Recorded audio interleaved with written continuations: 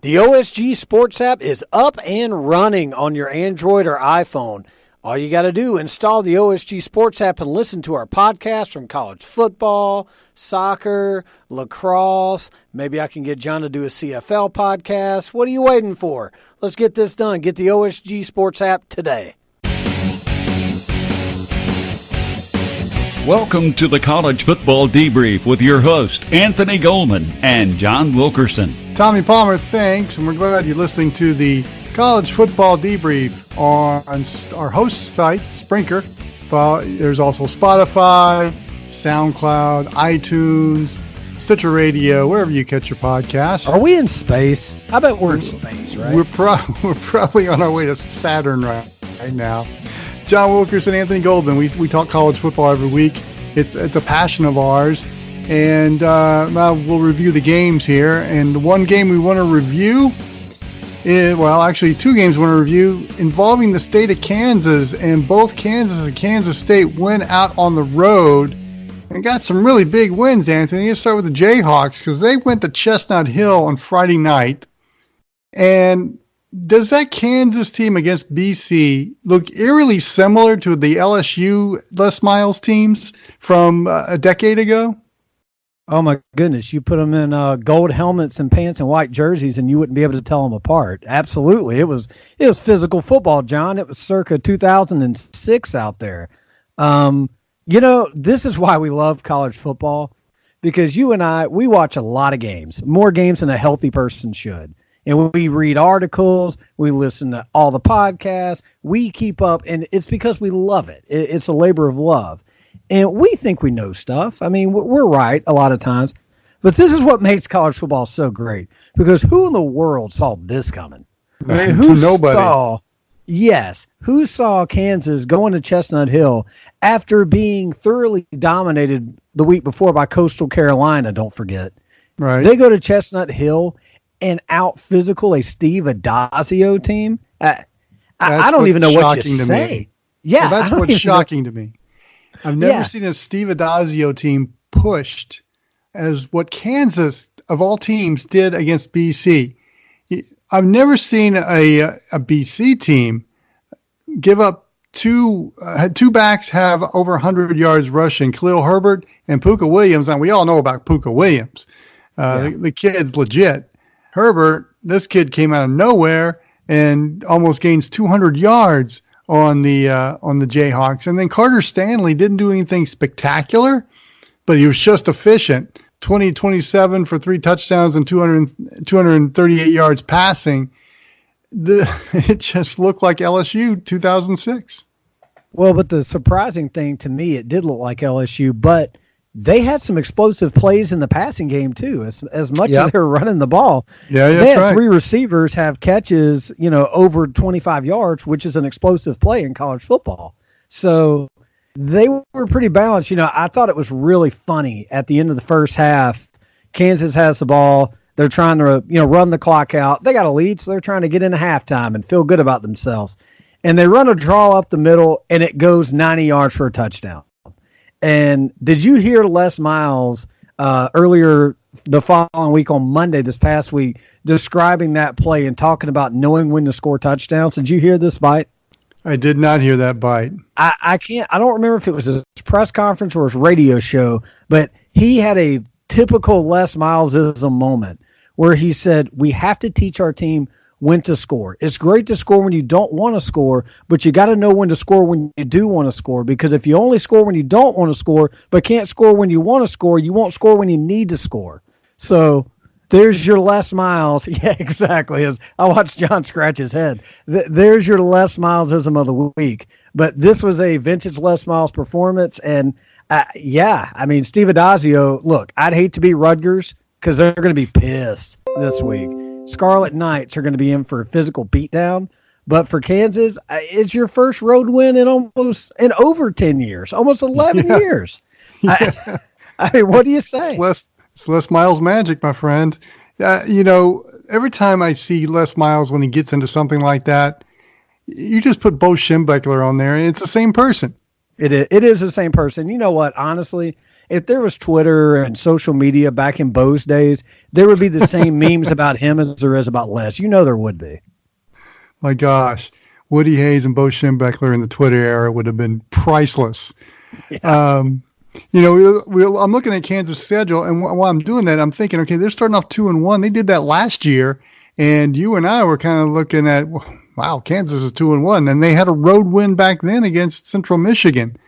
This feels a little different.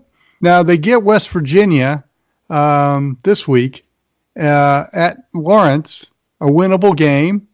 Then they go to TCU, which will be fun. They got TCU, Oklahoma, and Texas, that stretch after West Virginia. So if they can go 3-1, get through that stretch, it's going to be tough, but they could probably get the 5 wins. I think 4-8 would be a really big accomplishment for this team. I mean, looking at this schedule, and we're excited for Kansas, but let's also address the Big 12. They look pretty good right now. I mean, I know the gap is still pretty big between Texas, OU, and everybody else, but the everybody else's have a lot of interesting pieces to work with. I mean, a lot of these teams, that third-place battle in the Big 12 is going to be intriguing, John. So when you look at the schedule that Kansas has to run, I mean, at TCU, that's a tough one. Texas Tech, I'm sure we'll mention them later. I mean, that's potential. You don't know what they'll be, but Kansas State, Oklahoma State, at Iowa State, Baylor, I mean, those are all teams that feel like they could work their way in the top 4 of the conference. So it's a high mountain to climb, but if anybody's up for the task, it's Les Miles. Meanwhile, the team in Manhattan, Kansas State, went down to Starkville, Mississippi, and went down to play Mississippi State and won the game 31-24. And you and I were texting back and forth of this game. This Kansas State team looks, as I predicted at the beginning of the year, looked sharper, looked looser. Skylar Thompson looks like a totally different quarterback out there. And you can't say enough about K-State going down to Starkville. This is a pretty good Mississippi State team and winning a grinder against the Bulldogs. Yeah, and all week everybody's wanted to take the angle of what happened to Mississippi State. Let's not take that angle. Let's praise Kansas State. This is a well-coached football team. And we were talking during the game, John, and I told you, Kansas State, I guarantee you, when they watched film of this game on Sunday and Monday, they probably felt like they should have won by 3 touchdowns because they were dominating this game physically. They were dominating this game on the edges from a speed standpoint. They were dominating from a coaching standpoint. A lot's been made of the 3 turnovers by Mississippi State, but Kansas State had 3 turnovers also. 2 of those were muff punts. So they had their own mistakes. They had some false starts. And they were bad muff punts too. They were bad muff punts. I mean, they had some mental lapses, and yet they overcame it. And to me, were physically far and away the better team. And what was so cool about this? The X's and O's of it were great, but we love the emotion of college football. When this game was over, fans in Manhattan were gathering at the airport waiting on the team to arrive. And when they got back on Saturday night, there was a sea of purple waiting on this football team coming back. And that's what college football, that's what makes it so great. I mean, this is a big win for Chris Kleiman and this staff. And look, I mean, they're probably an 8-4 team right now, but the direction of this program is going nowhere but up. Yeah, and I think we're seeing the effect of Chris Kleiman as the new head coach. I mentioned at the top, they just looked freer and looser out there, and Skylar Thompson just looked like he had the handcuffs taken off of him. I know last year was a tough year on him in Bill Snyder's final year, and football wasn't fun for him, and now football is fun for him, and you can see it out there. He's just playing great. Yeah, absolutely. The offense is spreading it out a little bit more. And look, the defense is flying around too. I mean, they did such a good job in the secondary of closing down and making open field tackles. Mississippi State thought that they could get the ball on the edges, get in space, and break one-on-one matchups. And Kansas State, when they wrapped up for the most part, Mississippi State went down. And that was really good fundamentals and athleticism by the secondary. And the whole defense showed it. I mean, they were in the backfield just about all day. And they did the best that you really could to try to stop that Mississippi State running game. We know how good Kylan Hill is. He's hard to chain down. But they did the best effort they could, and they took the pass game away. They made them one-dimensional. So the defense looked really good in this game too. The Wildcats get a week off before they head to Stillwater to take on Oklahoma State, and then 3 straight home games in October: Baylor, TCU, Oklahoma. Conceivable that when they play Oklahoma, maybe one loss, maybe they're 6-0. It's possible. I think it's really hard right now to tell with these teams, and I'm excited about this coming up stretch because you mentioned Oklahoma State, Baylor, TCU. Those teams in Kansas State, to me right now, all are kind of in the same. They're all kind of the same. They have strengths, but they also have some weaknesses, and we're going to find out which one of these teams is better. That's a hard run for Kansas State to get off with. But after that, I mean, they got Oklahoma. You go to Lawrence and take on, as we just mentioned, Les Miles in the Battle of Sunflower State. And then you go to Austin. But in and out with West Virginia, Texas Tech, and Iowa State, they could go 3-0 to end the season. So, look, if they get one loss going into Oklahoma and end out 3-0, you're looking at a 9-3 season. That's pretty damn impressive for your first year if you're Chris Kleiman. I agree, and I tend to agree with you, too, about the Big 12 Conference right now. It's really good football, and I'm excited to see, Kansas State might be that number 3 team in the Big 12. They could be. Let's move on to we want to talk about the ACC. Not really good football. Because let's start with Clemson, because Clemson just went through their toughest stretch that you and I kind of forecasted. I kind of thought that Texas A&M might be able to get them. Well, I was wrong there. And then obviously the build up to Syracuse. And of course that kind of ended when Syracuse got hammered by Maryland and they got hammered by Clemson. So really Clemson is just cruising right now, probably until the South Carolina game at the end of the year. And then of course they'll punch their ticket to Charlotte. So with that said, I'm going to ask you what I was asked by Bill Shanks on his show. Who's the second best team in the ACC? Is it Virginia or is it Wake Forest? Well, I wish I could say Notre Dame. Even, in every other sport, they would be in the ACC, but it had to be Virginia right now. I mean, this Virginia team is good. They're a good team. And that was a good win against Florida State. I was actually surprised how they won that game, not by the physicality, but by the lack of discipline that Virginia showed. It was very uncharacteristic of Bronco Mendenhall. They seemed to let the moment kind of get to them a little bit, but for them, they were able to grow through it, and they got the win anyway, which I think was a good teaching moment. This team has a good ceiling for them. But what is that ceiling? It's probably 9-3 and 10-2. And even if they were to win 10 games, the gap from them to Clemson is just insurmountable. We know that. Yeah. So, this conference right now, every week there seems to be a player that has stepped up. And when you start to want to buy in the following week, they get smacked down. NC State smacked down this past week, got out-coached. Same thing, Boston College. I mean, what in the world happened there? We just talked about that. And then you got your Blue Bloods that are a mess. Florida State's a mess. Miami's a mess. Virginia Tech's a mess. So, right now it's Clemson. We've enjoyed you, Clemson. The weeks 2 and week 3, you're in the spotlight. We enjoyed it. We'll stop by for a cup of coffee when you play Florida State and reminisce about the good old days. And then we'll see you by Christmas. So enjoy yourselves. Yeah, I think that loss to West Virginia by NC State was bad for Dave Doran. That's a West Virginia that's somewhat down this year. And NC State, they've had some losses offensively, but they're a better team than that. Florida State, you can't get a 3-and-out late in the fourth quarter when you just gave up a touchdown and your defense is gassed. Yeah. And again, that's what happened. And Virginia marched down the field, got the win, got the touchdown. Now, the go-ahead touchdown. Now, I'll give Florida State's offense credit. On the next possession, they sustained a quick 2-minute drive.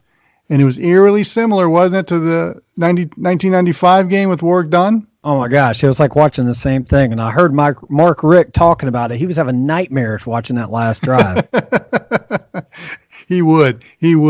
And staying in the ACC, I mean, Georgia Tech, I mean, all you can say is just wait, be patient. Yeah. But it's tough to lose to a team like the Citadel. It is, John, but here's the thing. Week 2, they played South Florida. They should have lost that game. Well, let's be honest. They should not have beat South Florida. It was a great moment. They win their first home game under Jeff Collins. They should be 1-2 right now, and that's what they are. And it was a tough loss. There's still a lot to go. I almost think it was good for the program in the long run because I think it reminded people, they look competitive against Clemson at spurts. They didn't get fully embarrassed. Yeah, they beat South Florida, a team that has been ranked pretty recently in the last couple of years. I think this reminded them there's still a long way to go. This rebuild is going to take a while, but if I was going to handpick a guy, it would be Jeff Collins. I mean, look, if I had a son, he's the kind of guy I want him to play for. Jeff Collins, when you listen to him speak and you watch him, you can't help but buy what he says and get emotionally invested. He has the vision. We've mentioned this is his dream job. He's going to get them there, but it's going to be a rough road. I do want to say about Florida State, ironically, this was their best performance so far, I think. Yeah, it was their most complete game. I mean, look, offensively, they tried to dial it back a little bit and help their defense out. They had some success. Defensively, they had their moments, but at the end of the game, it was the same thing that we've been saying since the Boise loss. You got to figure out the balance of pace of play to help your defense. And like you said, you give up a touchdown, the offense gets the ball, they go 3 and out, defense is back out there, they give up the go-ahead score. Jim Leavitt was brought in last week as a defensive analyst. By midweek next week, I'm going to make this call. Jim Leavitt will be the defense coordinator.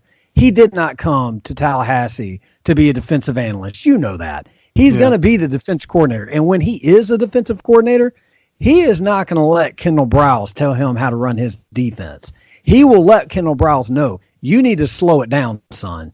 I mean, Jim Leavitt. Jim Leavitt's not going to take that mess from Kendall Browse. You can't do what you want to do and I do what I want to do. We got to be on the same page, and you're going to be on my page. That's what he's going to tell him. So that's something to look forward to long-term with FSU. But, it was their best performance. And also, real quick, you mentioned NC State. We were also texting about that game. Let's talk about West Virginia because I thought that was the best coaching performance of the weekend by Neil Brown. The way that he had that team ready, first of all, and how they attacked NC State. NC State's defensive line should have dominated that game. And they had their moments early in the game. But the adjustments made midway through the first quarter and pretty much throughout the rest of the game, West Virginia played their entire offense based on what NC State did with their safeties. When their safeties sat too high up, they tipped off. They're playing Tampa 2 zone. So guess what? We're just going to throw right underneath, get 7-8 yard pops and make them come up. When they snuck up, guess what? We're going to throw it out into the flats on the corners by the edges, let our receivers go 20, 30 yards. They read those safeties like a book in that game. And that was really good coaching with all of the audibles being made at the line of scrimmage. So, it was a bad loss for NC State, but good job for Neil Brown getting more out of his squad than he should have. I want to stay in the ACC because I want to talk about Wake Forest because, I remember the Wake Forest teams of Jim Grove. They were grinded out. You had Chris Barclay and Micah Andrews grinding it out for you. Misdirection, Michael Campanero with the chunk plays. You had Riley Skinner not making mistakes, just completing passes, and they were making good bowl games for that 3-year stretch and an ACC title. Now with Dave Clawson, you're airing it out and throwing the ball all over the place. And, the defense, while it's serviceable, it gives up a lot of points. It's a different vibe in Winston-Salem, yet they're winning with this. Clawson's got all of his guys in there now, and they're tossing the ball around. And when you look at their schedule after that win over North Carolina, they're hosting Elon this Saturday. And then they go to Boston College, Louisville, Florida State, NC State, road games of Virginia Tech before they get Clemson. Could this be a one-loss or, dare I say, an undefeated Wake team by the time they get to Clemson? In this conference, you can't trust anything, John. You can't trust what you've seen with your eyes so far. You know that.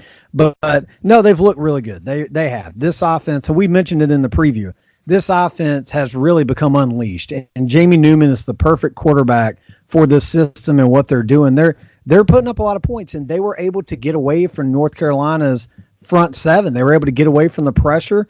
UNC kind of panicked on defense because they thought they would win the line of scrimmage battle, and you cannot give enough praise to the both tackles, the right and left tackle at Wake Forest, because they kept a pocket all night for Jamie Newman, and he was able to do his thing. And this is exactly what Wake Forest wants to be on offense, for all the love that Jamie Newman gets. How about Sage Surratt? Sage Surratt, have a game, why don't you? I mean, he went off in this game, and he's played really well all season. He's had a year so far. Yeah, this was kind of his coming out party, though, because this was a game that a lot of people finally got to see what he can do.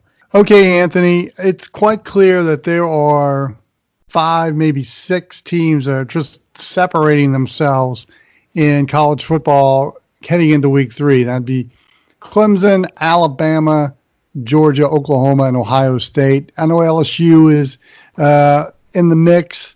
Jury's still out as whether they're in that echelon. But, I mean, how nervous were you when South Carolina was staying close to your Crimson Tide in the first half? Not nervous. I mean, you could see it was a matter of time. Yeah, you could see it was a matter of time. I mean, look, and we could talk South Carolina if you want to. That was a good coaching performance. But you're right. There's 5, possibly 6 teams right now that are just, the gap is massive between them and everybody else. And you know what I think it is, to be honest? In the past, you could say, well, it's depth, well, it's, physicality, line of scrimmages. Some of that might play with some of these teams, yeah. The difference to me, though, is the team speed. The team speed of those 6 teams, those 5 to 6 versus everybody else, it's just unmatched. I mean, when you look at, and we're going to talk about it in some of the big matchups this week, even when some of those 6 are playing other teams that you think, okay, they match up well at the line of scrimmage, or they match up well in the back end of the secondary, the team speed always seems to be the difference. And there's a massive gap this year in that, I think. Well, the one game that surprises me as far as dominance was, and it shouldn't, but it did, was Georgia's 55-0 spanking of Arkansas State, because Arkansas State's got some talent. And it was funny listening to Kirby Smart before that game, just making ASU sound like not only the best team in the Sun Belt, but should be admitted in the SEC with how good they are. Oh, my goodness. Yeah, absolutely. I thought when he said ASU, I thought he was talking about Arizona State with Jake Plummer. I thought we were taking 1997 Arizona State between the hedges. And, gosh, the first, 3 possessions by Georgia, I mean, they just marched down the field with no problem, and the defense just kind of played with Arkansas State. I've seen Georgia in person. They are impressive. And I'm not just talking about the skill positions. You watch that line on both sides, boy, do they push people around. Yeah, they look really good. I mean, let's also be honest about it, too. Georgia, Ohio State, you could throw Oklahoma in there. We really haven't seen them play competition that can stay on the field with them yet. But they've all, so far, they looked apart. I do want to say, out of those teams, the one that kind of intrigues me the most is Oklahoma. And it's not about Jalen Hurts. Everybody's talking about Jalen Hurts. And, yeah, Jalen Hurts is great. We know the offense is going to score, blah, blah, blah. What about what Alex Grinch is doing with that defense? Because every week, John, that defense, they're looking more and more comfortable. And this is the perfect schedule for them to kind of get their sea legs about them. They're really getting into that Alex Grinch system. I'm interested to see what that defense looks like as they get through Big 12 play. Because so far, they have been under the radar impressive. Well, they're playing a pretty good offensive team in Texas Tech after the bye week. So I agree. Oklahoma's defense is much better. All right, we kind of reviewed things from last week. Time to talk games. But before we do, plenty of tickets out there for college football games. And Anthony, where are you going if you need tickets to college football? Well, I told you I was on it last week, John. You go to SeatGiant.com, and when you go there, what's the promo code that you type in the bar? That would be SDH. And why do you type that, John? Because it helps you and it helps us. That's right. That's right. All right. We're going to talk games when we come back.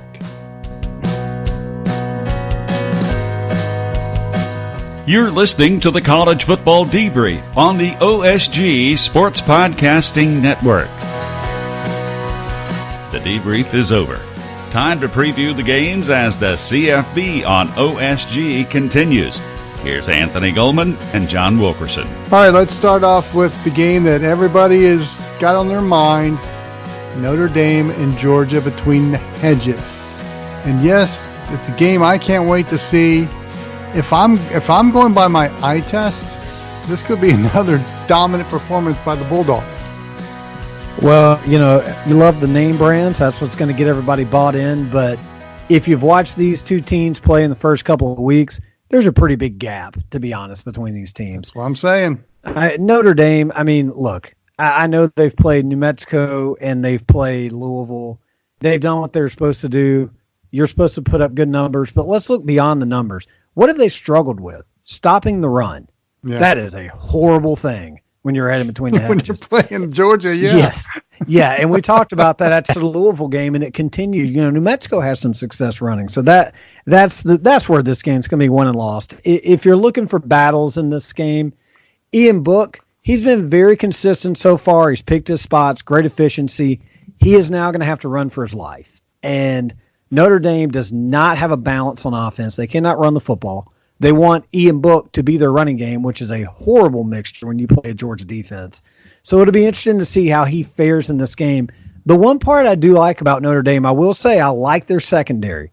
Their secondary plays really well. It's going to be the best secondary that Georgia's faced all year, which isn't saying much. I'd say most of Notre Dame's skill positions are the best they've seen all year. But this will be the best secondary Georgia's going to see for a while on their schedule. The problem is it's not really going to matter because Georgia can just run the ball when they can't throw the ball. Yeah. So it will be interesting to see Jake Fromm taking on this Notre Dame secondary. Notre Dame's averaging about 2 sacks a game. They have to dial that up if they're going to have any chance of hanging into this game. But Brian Kelly said it best in his press conference this week. He talked all about Georgia, named every single player on the roster and how good they were. And then he summed it up and he said, they're the best team I've ever seen. We're going to put 22 guys on a plane, fly to Athens, and see what happens. There you go. That's the best breakdown you'll hear. You're going to put 22 guys on there and just roll the dice and hope it comes up lucky sevens. Yeah, that's right. They're going to need a lot of luck of the Irish. Even if they win the turnover battle, even if they – look, and this isn't me being negative on Notre Dame. I have no bias towards Notre Dame at all. Where can they win this game? Tell me the scenario where Notre Dame hangs into this game. I know we want this game to be close. I know we want this game to be a classic. How does Notre Dame win this game? Because I know you don't think they will. Do you see an avenue where they could? Because I don't. Not at all. And, you mentioned a bunch of people who hope it's a close game. The one entity that really wants it to be a close game is CBS.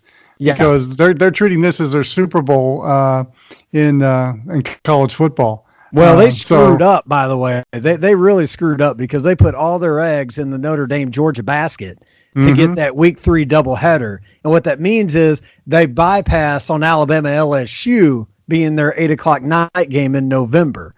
So, that doesn't look like too good of a gamble right now. Now it's early. Who knows? Notre Dame may surprise us, but right now I bet they would want to go back in time and change that. You're probably right, but it's still going to get a number just because it's the Golden Helmets. Oh, of course. Notre Dame's always going to draw a number. Notre Dame, Georgia.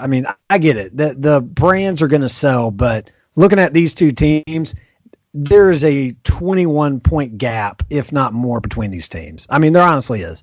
I think this is going to be a coming-out party for Georgia. And to be honest, I think Georgia will dominate, have a good win, and I think people are going to build Georgia up better than they are because I don't think Notre Dame is as good as people have made them out to be. But this is going to look like a very dominant win from Georgia because Notre Dame will not be able to hang in this game. Other game that fascinates me is out west. Utah at Southern Cal. Yeah. Let's see how USC rebounds. Utah, just a solid football team. Really is solid across the board. What's intriguing is Utah doesn't win at the Coliseum. They've lost the last 8 meetings at the Coliseum against Southern Cal. So if you're going by trends, that you'd like Southern Cal. Kind of think this Utah team is very resilient and probably a little more mentally tough and can probably get it done.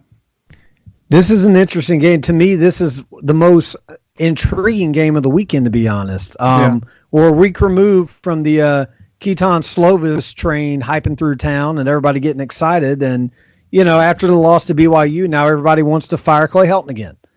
This matchup is the best coach team in the Pac-12 versus the most talented team in the Pac-12. And this is for the Pac-12 South. I really believe that. The winner of this game, I think, wins the Pac-12 South. Utah, let's be honest here, John. Utah, as good as they are, as talented as they are, they've been in the mud on offense. Yeah, they have. They spun the wheels. They have not hit, second gear yet on offense. They're still stuck in first gear. They're going to have to get out of that. With that said, though, this is going to be a fun, close game. This game is going to be physical. It's going to have up and down moments. It will be close. I think the difference, honestly, in this game is the veteran leadership at Utah. It all starts at quarterback, but they've got veteran leadership all over this team. And between Moss at running back and Hundley at quarterback, they've got the offensive guys to get it done and has been there. But this is a team that knows how to win. And watching USC last week against BYU, another case of a team that doesn't really know how to close out a game and win. Can USC learn how to close out a game and win in a week against a veteran team? I don't think they will. I think this will be a close game, maybe even overtime. I still like Utah in this game. Yeah, I like Utah too. Again, I just think they're a complete team. They've spun in the mud offensively this year, but these are the type of games that your offense can get healthy. 3 games I want to touch on briefly, Anthony. First of all, Tennessee and Florida, simply because, back in the 90s, this was the rivalry in the SEC into the 2000s. And Tennessee, if Tennessee can go down, because Felipe Franks is out for the year.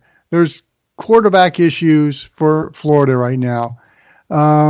If Tennessee, with all the disarray from the first 2 losses, and got that big win over Chattanooga, if there's they can win at the Swamp, would that kind of cure some ills in Knoxville? And what does that say for Florida? Well, first of all, what does it say for Tennessee that you just used the term big win over UT Chattanooga? That shows you how far this program's fallen. But yeah, I meant by the score, by the way. Oh, no, I know. Look, I know what you mean. And we said it last week. If they won over 45, it'd be a feel-good moment, and it was. They go to the Swamp and they win, though? Yes, that is the medicine the doctor ordered. Now, Jeremy Pruitt has all of a sudden got everybody back on the we're doing it the right way, just stick with me bandwagon. They're all going to be back on the Jeremy Pruitt train if they get this win. Getting this win, though, is going to be a tall task. This game really intrigues me. That's me too. All at the quarterback position is so interesting. I thought Kyle Trask played a really good game in the second half against Kentucky. I really did. And I don't let me go too long here, John, but I want to talk a little bit about this. So Kyle Trask, after the game, I watched the video, listening to him, listening to what Mullen said about him. I was thinking about it on Sunday and Monday. I didn't see Florida dropping a game because Kyle Trask was at quarterback and not Felipe Franks. I really didn't. I didn't think the loss of Felipe Franks was going to cost them a game that they wouldn't have lost with him back there. I believe in Kyle Trask. Kyle Trask, a lot of people don't know this. He's out of Texas. He played at Manville High School. He was the backup to De'Aaron King, who is the dark horse Heisman candidate right now at Houston. This guy is kind of your Jimmy Garoppolo of college football. He's been a lifetime backup, and he gets his chance, and he makes good of it.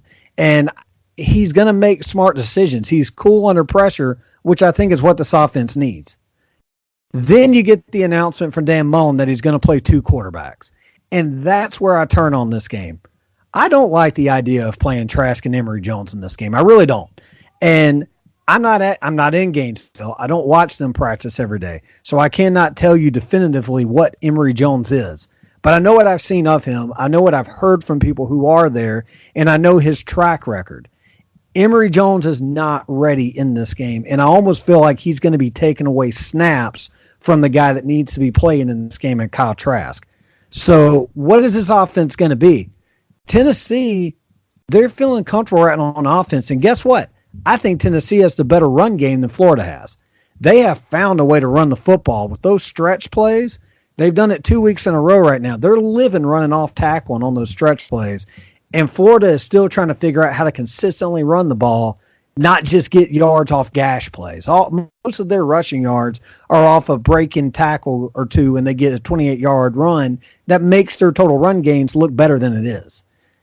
This is an interesting battle. It really is, John. I mean, what do you think about that?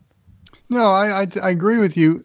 I think the feel-good moment for Tennessee might carry over into the Florida game because I don't like the fact that they're going to play 2 quarterbacks. Show me where that's ever worked out. They've got to, if they're going to go with Trask, they've got to stick with him because what does that tell him when Emory Jones comes in? I mean, they have 2 different skill sets. Now you're asking your offensive line to block for 2 different type of quarterbacks. Right. Well, and let me cut you off real quick too. Yeah. I'm saying this tongue in cheek, but how far are we from Gainesville? What are we, about 6 hours right now? Me and you from Gainesville? Yeah, about 6 hours. So we're 6 hours from the stadium, and you and I both know when Emory Jones comes in, what are they going to do offensively? What's he going to do, John? He's going to run the ball. He's going to run the ball. Now, where's the mystery to that? I've never liked that. Anyway, okay, go ahead. You continue.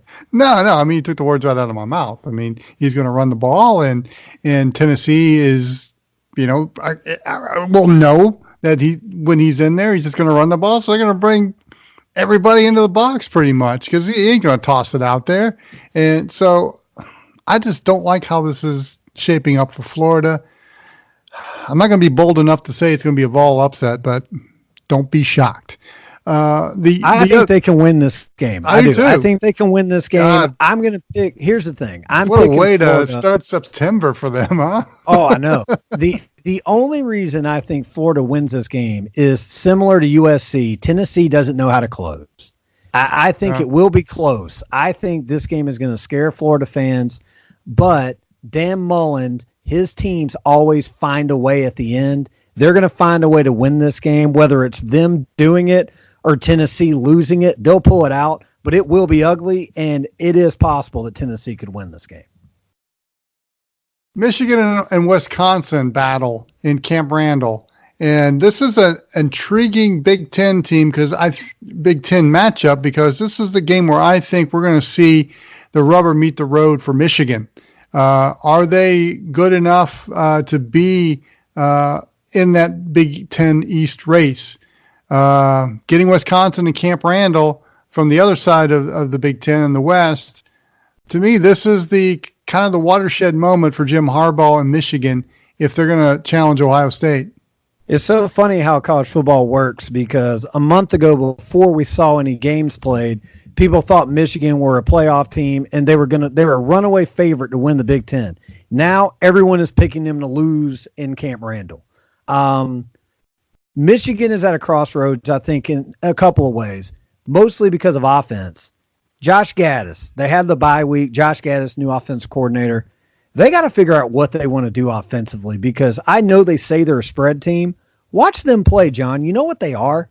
They're a traditional power Michigan offense in spread formations. That's all they are. They're running the exact same formations or plays and schemes they used to run, just with 4 wideouts and shotgun formations. They're doing the same thing. If you're going to be a spread team, then fully commit to the spread. And that's what they need to do in this bye week. They need to figure out, are we going to fully commit to the spread, or are we going to go back and run the plays that we're running out of the formations that they should be run out of to give us more success? because the passing game is where this game's going to be won. Everyone talks about Jonathan Taylor at Wisconsin. He's a good running back, but I'm going to tell you, this Michigan run defense is nothing to scoff at. They're good, and they're going to be able to give him problems. And Wisconsin has a simple but efficient passing game. You know how they're going to throw it. They're going to do play actions.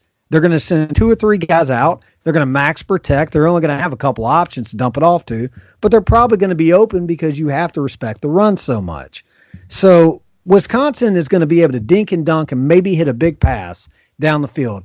Can Jack Cohn hit those big passes for Wisconsin? That's going to be the question. And then for Michigan, the question is going to be, what are you going to do offensively with Shea Patterson? They cannot protect him right now. You got to let him run. If they're going to keep him at shotgun, let him run. Let him run out. Let him roll out of the pocket, find his reads, do exactly what Hugh Freeze did with him, which is why he was such a phenomenon in the SEC. Let him be himself, which they haven't done since he's gotten Ann Arbor. I think that this game is extremely close. I really do. And the difference to me is the offenses, but I'm going Wisconsin because they are such a disciplined team right now. They're not doing anything to beat themselves. They're not turning the ball over. They're not making stupid penalties. They're not giving you an opportunity to get on top of them. And Michigan is still being undisciplined. I think that's the difference in this game. But Michigan should win this game. So when it's called Wisconsin, this should be an upset if Wisconsin wins. And it's crazy that now everyone expects Wisconsin to win. Well, I do like Wisconsin too, and the discipline angle was a good call on your part. Now that I think of it, but the thing is, Wisconsin's been scoring points, and albeit it's been against a couple of cupcakes, but they're scoring at will against those type of teams. I think you're right. Jonathan Taylor might be bottled up, but I think Wisconsin's going to do enough to win the game.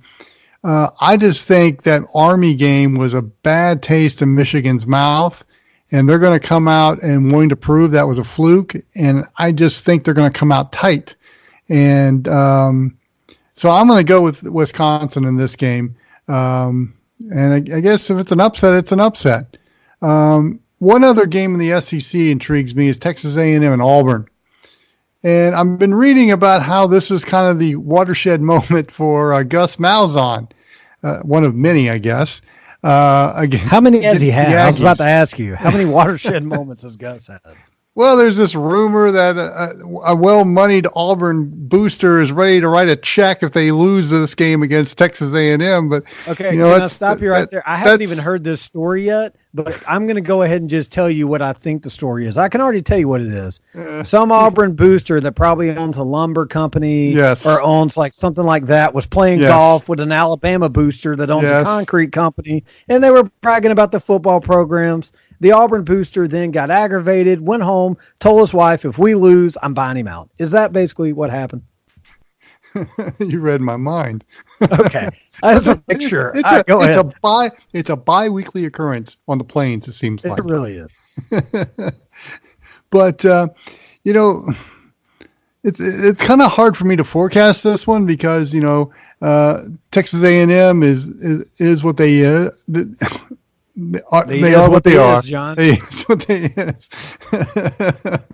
Oh man, what a week! But I just think this is going to be a good grinding SEC type of game, and this is going to be a good challenge for Bo Nix. I think when he's going to go up against the Mike Elko defense in one of the toughest places to play in college football in Kyle Field. How will he perform? I mean, he's performed so far so good. He's had a couple of freshman moments, but this is going to be the grow. This is the time where he has to grow up when he plays the Aggies. I cannot wait to see what Mike Elko draws up for Bo Nix. I really can't. To me, that's the matchup I'm most excited about. Yeah, because I like Bo Nix a lot, and I think his potential is there. But I think Mike Elko is the best defensive mind in the game. I think he gets more of his talent than any defensive coordinator in the country right now. That's going to be a good matchup. Also, how Joey Gatewood plays in this game. Joey Gatewood will play in this game, and much like we just said about Florida, when Joey Gatewood comes in, guess what he's going to do, John? He's going to run the ball. Right. So But Joey Gatewood will have a little more success doing it than Emory Jones will. He will be successful out of that Wildcat package they have. The key to this game to me is Isaiah Spiller. And I hate to put the pressure on a true freshman running back, but Texas A&M have to run the ball. They have to be balanced on offense. If they're not, the same thing that Clemson's defense did is what Auburn's defense will do. So Isaiah Spiller has to be able to make up for the injuries at running back and have a big game. He looked good last week. Yeah. I hope he's ready for this. I don't know if he is ready for this. Can Kellen Mond also mentally handle if they can't run the ball and make big gains in the running game? Can he mentally handle the pressure? Because we saw what happened in Clemson. Was that a one-time moment, or did Clemson write the book now on how to defend Kellen Mond? That's the question that I think we'll get another answer to on Saturday. I've went back and forth on this game. I like Auburn in this game. I like Auburn in this game because I think they have a little more balance. I know they're going to run the ball. I think as the game wears on, both defenses are going to have their moments, but I think Auburn's running game is the difference. I think they find the moments. I actually believe Bo Nix will have more turnovers than Kellen Mond will. I think Bo Nix is due for at least 2 turnovers in this game. But I think Auburn's run game is the difference. They're more balanced, and Kellen Mond has to show that he can tote the load if they're one-dimensional on offense. Plus, I like the fact that Auburn's got a little edge now. And, I tend to like Auburn as well because of that. I'm going to go with the Tigers as well. I like that front seven.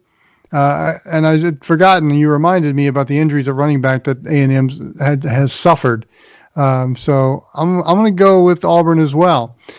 I want to briefly mention one game that's probably on nobody's radar screen, but it's on mine. It might be on yours too, and that's Cal at Ole Miss. Because Cal comes in ranked, and they've played really well.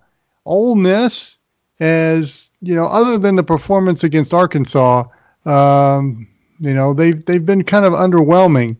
And we just talked about an Auburn booster again, mouthing off about Gus Malzahn.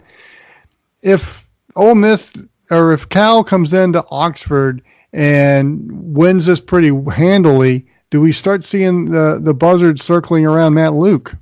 Well, I think the buzzards are just waiting on the moment. We've mentioned it before. They've got their 2 interim head coaching candidates on the staff, so they're just waiting to see what happens. But, you make a good point, though.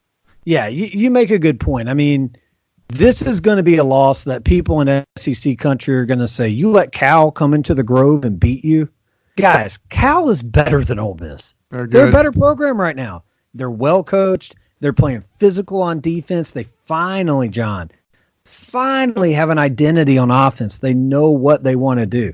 They're not going to score 40 points a game, but they're winning time of possession. They're moving the sticks, and they're living off that defense.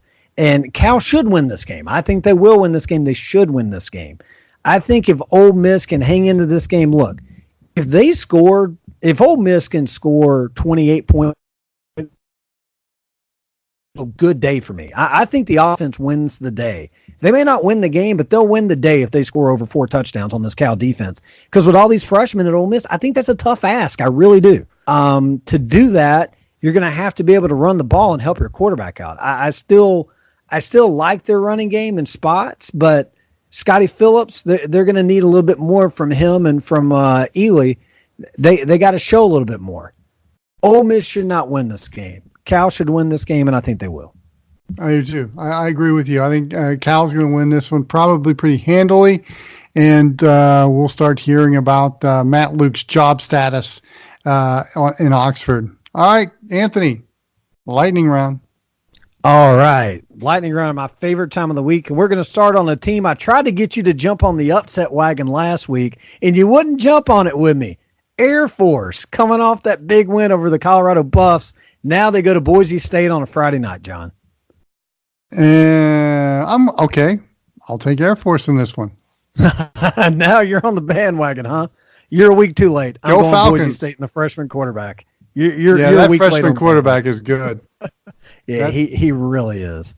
He really is. All right, let's go now. Michigan State we could have talked for 20 minutes about the debacle they had on offense. They now go to Northwestern to open up conference play. Do we see the Spartans find some offense, and what do you see in this game? Well, I don't know if we're going to see the offense from Michigan State in this one. Only 7 points against ASU last week. It was rough. Northwestern's pretty good on defense. I'm going to go with the Wildcats. I like your pick. I'm going to go Michigan State. I think it will be close. The difference, though, in this game, I do like your pick, but the reason why I can't go with you is because I think Hunter Johnson, he's still too turnover prone right now. He really is. He played better last week for Northwestern, but he's a liability for me at quarterback. With that said, I don't trust him in this game, but you made a good pick. And look, if they win, I will give you credit for it, John. How about that? I'll give you credit. I'll take the credit. All right. Moving on. Let's see here. As I drop my schedule. Moving on. UCF coming off the big win last week. Stanford. Lots of points. Look great. Stanford looked bad. Now they go to Pittsburgh. Any reason to think that UCF won't keep rolling? No, not really. Although I thought Pitt played really well against Penn State. But I just think Pitt is a little more offensively challenged than UCF, and although they played okay, but I just like this UCF team. The speed on this team is going to be overwhelming for Pitt, so I'm going to go UCF, and they may win this by a couple touchdowns. I agree with that. UCF will run them out of the building with the speed, and Pittsburgh can't not rely on Kenny Pickett to make all their points. All right, Louisville heads to Tallahassee to take on the Noles. Now, before you make your pick, if you go back and listen to our ACC preview, you, myself, and Corey McCartney in the padded room are talking about Florida State, talking about what they could be. Yeah, the good old padded room. And when we talked about the Boise State game, I made the comment, if they beat Boise State, they'd be 4-0. But if they lost to Boise State, they'd be 1-3. They lose this weekend, John, they're 1-3. Will they be 1-3? I don't think so. I think that offense is much better than we thought. I think they're using Cam Akers right this year. And with Jim Leavitt in, I think we're going to see a different Florida State defense. And you're right. I think he'll be D coordinator before probably after this game, depending on how they perform. Louisville's just got too many roster issues, although I think what Scott Satterfield has done with that roster has been pretty impressive. But I just think Florida State's got better talent. I think the offense is better, and I'm going to go with the Seminoles. Louisville is nowhere near as good as Florida State. Florida State is 21 points better than Louisville. But I think Louisville is 20 points better than Florida State in coaching, which means I think Florida State probably wins this game by 1. It's a close matchup. Florida State, we've seen this. They'll be up by 21 at half. They'll hold on. Louisville will have the ball to drive and win the game. Question is, will Louisville score on it? I'm going to say they don't, but they very well could. This is not going to look much better for Florida State. All right, it is Iron Skillet time. Heading to Texas, right. SMU at TCU. 2 unbeaten teams right now, John.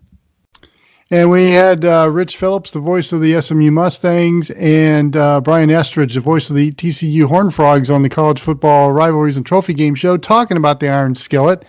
And SMU comes into this game 3-0 for the first time since 1984. That's pre-death penalty years.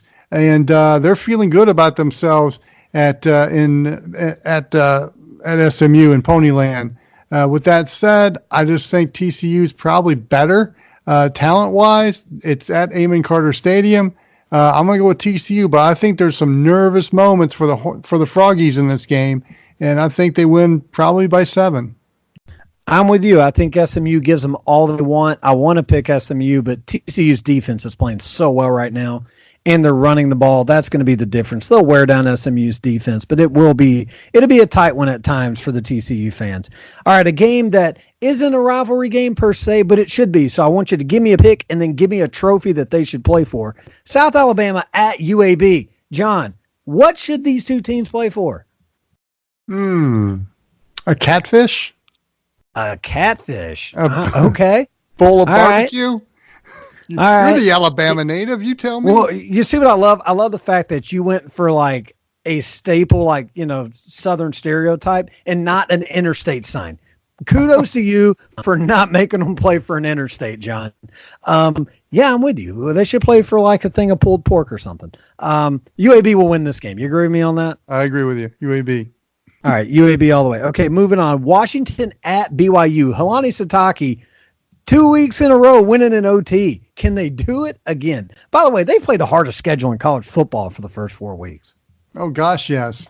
I think we mentioned that in the preview show. I tend to like Washington, but it wouldn't shock me if BYU won it and won in overtime. Yeah, I think the magic runs out for BYU. If it goes overtime, you better look out because they know how to win an OT. But That's right. Washington's a better team. This is Washington's It's in Provo. Yeah, and this is their first chance to really show that the Cal game wasn't who they are. They'll have a chance to make up for it here. Kentucky has been pretty disappointing, I think. He has, but that team has got a lot of talent around him. Yep. They're still their goals are in front of them. They're not as good as Oregon, but their goals are in front of them. Kentucky heads down to Starkville to take on Mississippi State. Both teams looking to bounce back, John. Who gets the W here? Both teams are angry, too. You know what? I'm going to go with the Wildcats. I second that. Kentucky has a better run game, even though I love Fallon Hill. I love Smoke and Rose, these two backs. Smoke and Rose, that should be that should be on a T-shirt. Kentucky will be able to run the ball in this game. I still don't like what Mississippi State's doing offensively. They just look too dysfunction. Another rivalry game. I'm trying to remember what these teams play for, but I bet you're about to tell me. New Mexico State at New Mexico. John, what are we playing for in this game? It is the Rio Grande rivalry. And we have both their play-by-play voices on the Trophy Game Show, Rivalry and Trophy Game Show as well. Mexico is somewhat mediocre, maybe. New Mexico State is awful. So, probably the Lobos. I'm going to say 5-0. Yeah, the New Mexico State is terrible. That program has really sunk low, and that's saying a lot because they haven't had a lot of success, but they're in a lot of trouble right now. Now, you know who New Mexico State's defensive coordinator is, don't you? I do not. Educate me. Frank Spaziani. Frank Spaziani. You remember Coach Spaz? Oh, I absolutely remember Coach Spaz from his BC days. Yes. Cup of coffee in the NFL, or not. Okay. Spent an image for Tom Selleck. Yeah, that was an inside joke. If you guys didn't get that, look up Frank Spaziani and the New York Jets. Okay, moving on. South Carolina goes to the other Columbia in the conference, takes on Missouri. Ooh, I'm going to go with the Tigers in this one, but I'm kind of nervous about that pick. But I'm going to go with Mizzou. I can't wait to see what Ryan Helinski does in this game, but I'm going Missouri. South Carolina had a great game plan, and they left it all on the field against Alabama. You can't expect a team to do that week in and week out. Missouri's better. They should win this game.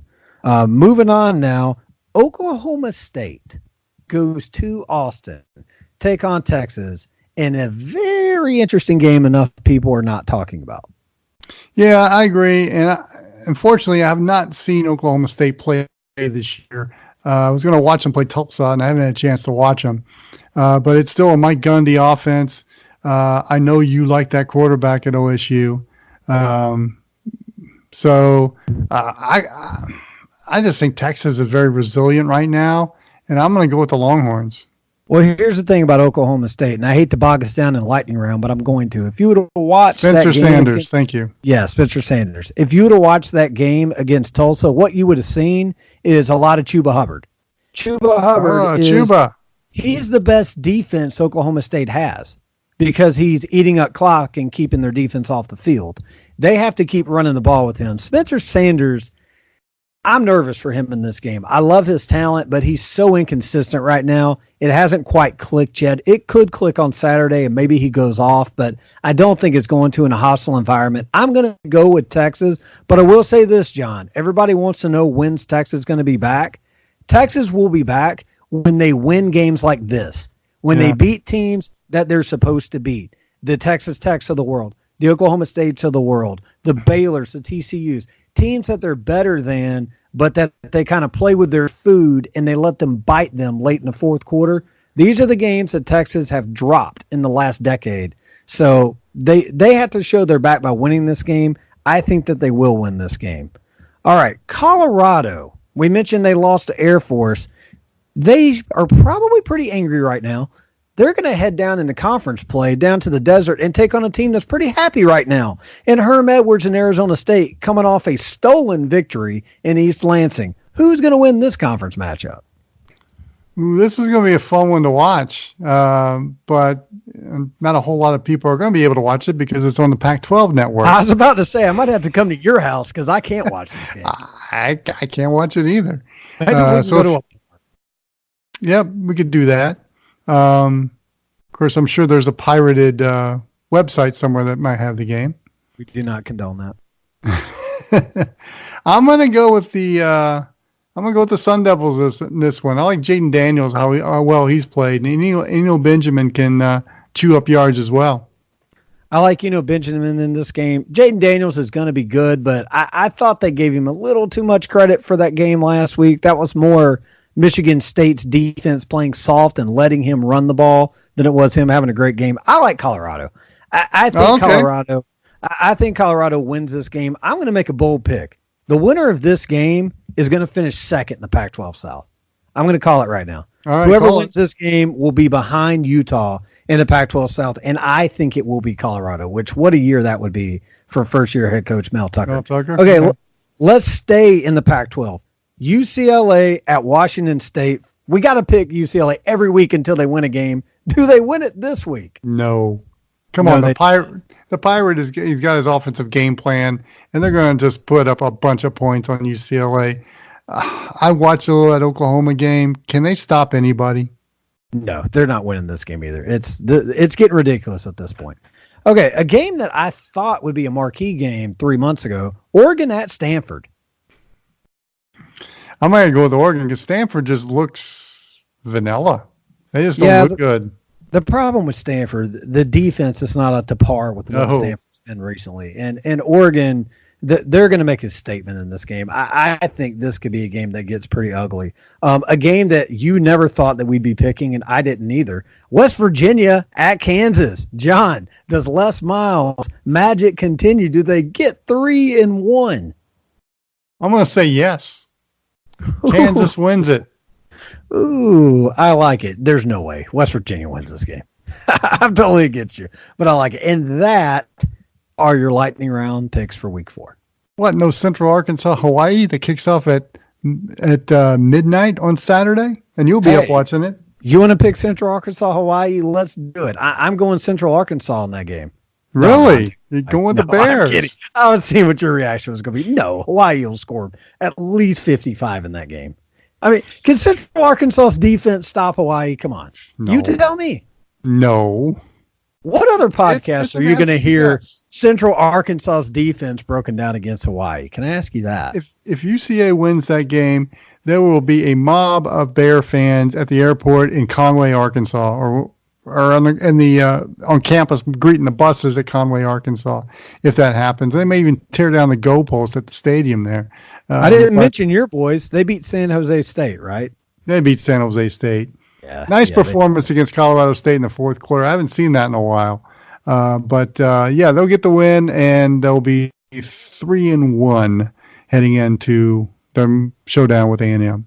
Well, and as we wrap it up real quick, we said UAB South Alabama. We said what they should play for. There's another in-state rivalry we got to make a name for: North Alabama and Jacksonville State. If one of them's playing for pulled pork, what does the other one play for, John? Go for the catfish. Sure. You want somebody to play for a catfish. That's fine. They can play for a catfish. And so with that, we wrap up another college football debrief. We appreciate you listening to us on our host site, Spreaker, SoundCloud, Spotify, Stitcher Radio, wherever you catch your podcasts. And Anthony, we'll be back next week, right? Absolutely. I will. I might be talking to you with Mickey Mouse next week. I may be hanging out with Mickey, but I cannot not talk college football. Anthony's going to bring his laptop and his microphone to Disney World. I can't wait for that. For Anthony Goldman, I'm John Wilkerson. So long, everyone. Thanks for listening to the College Football Debrief. You can find this and past shows by downloading the OSG Sports app on your mobile device. Enjoy all of our shows from the OSG Sports Podcasting Network. The OSG Sports app is up and running. Download it today.